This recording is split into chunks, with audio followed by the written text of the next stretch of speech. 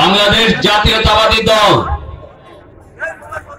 এলেঙ্গা পৌরসভার 3টা ওয়ার্ড 7 নম্বর ওয়ার্ড 8 নম্বর ওয়ার্ড 9 নম্বর ওয়ার্ড 3টা ওয়ার্ড মিলে আমাদের কর্মী সভা।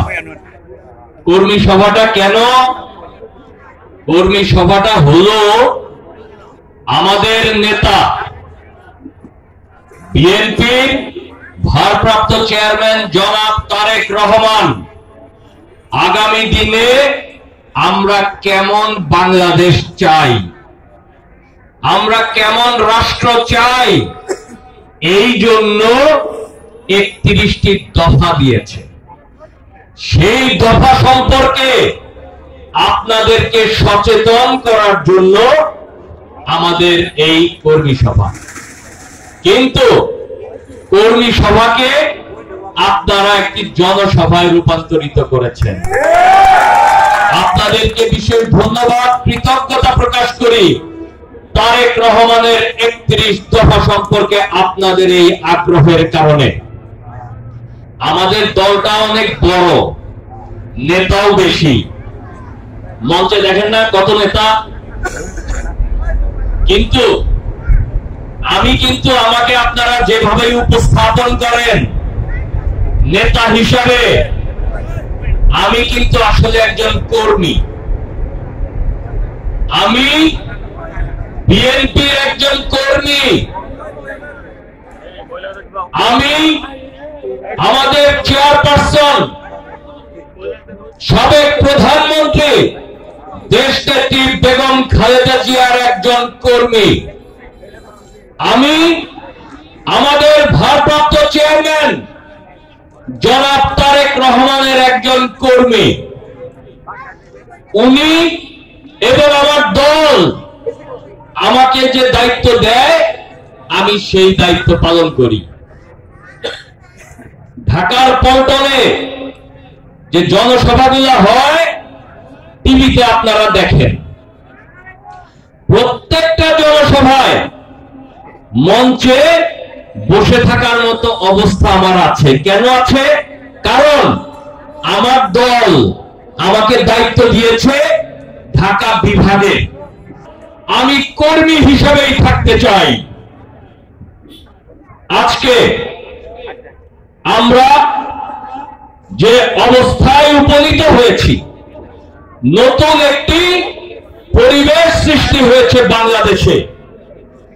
আমাদের উপর অনেক জুলুম করা হয়েছে, অনেক নির্যাতন করা হয়েছে, আমাদেরকে খুন করা হয়েছে, আমাদেরকে গুম করা হয়েছে, আমাদেরকে জেলে ভরা হয়েছে, আমাদেরকে আয়না ঘরে রাখা হয়েছে। আমরা সকল জুলুম নির্যাতন মোকাবেলা করে গত 16-17 বছর রাজপথে গণতন্ত্রের জন্য সংগ্রাম করেছি। আমাদের নেত্রী দেশনেত্রী বেগম খালেদা জিয়ার নেতৃত্বে, আমাদের নেতা ভারপ্রাপ্ত চেয়ারম্যান জনাব তারেক রহমানের নির্দেশে আমরা গণতন্ত্রের জন্য সংগ্রাম করেছি, মানুষের ভোটের অধিকারের জন্য সংগ্রাম করেছি।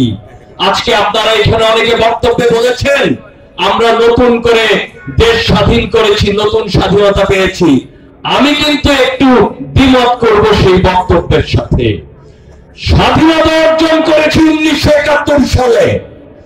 1971 সালে যুদ্ধ করে আমরা আমাদের দেশকে স্বাধীন করেছি, আমরা মানচিত্র পেয়েছি। আমরা জুলাইয়ের আন্দোলনে আমরা সাম্রাজ্যবাদী ভারতীয় আগ্রাসন থেকে মুক্তি পেয়েছি। আমরা 1971 সালে আমাদের দেশকে স্বাধীন করেছি, কিন্তু আমরা ভারতীয় আগ্রাসন থেকে, ভারতীয় আধিপত্য থেকে আমরা আমাদেরকে মুক্ত করতে পারি নাই। আমরা এই আন্দোলনের মাধ্যমে আমরা ভারতীয় আধিপত্যবাদ থেকে আমাদের জাতিকে, আমাদের দেশকে মুক্ত করেছি। আজকে আমাদের ঐক্যবদ্ধ হওয়ার সময়।